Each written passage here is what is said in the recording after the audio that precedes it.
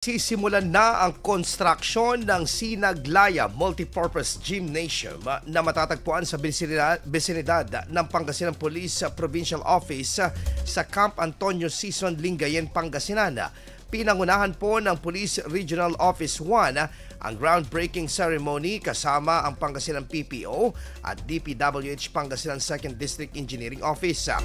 Nasa mahigit 9 na milyong piso ang pondong inilaan para sa naturang proyekto sa unang phase nito at inasang mapopondohan ng nasa 20 milyong piso para naman po sa pagpapatuloy ng konstruksyon sa ikalawang phase. Ayon kay DPWH Pangasinan Engineer Manuela, isa sa layunin po nito ang pagpapalakas at pagsuporta sa police force ng probinsya at rehiyon na saklaw ng kanilang iba't ibang training at operations, maging ang pagkilala rin sa kanilang kontribusyon sa progreso ng bayan. Sinabi naman ni PRO1 Regional Director, Police Brigadier General Lou Evangelista, na ang gusali ay magpapataas ng moral ng mga kapulisana at pagsusulong ng maayos na kalusugan ng mga ito. IFM News. IFM News. IFM.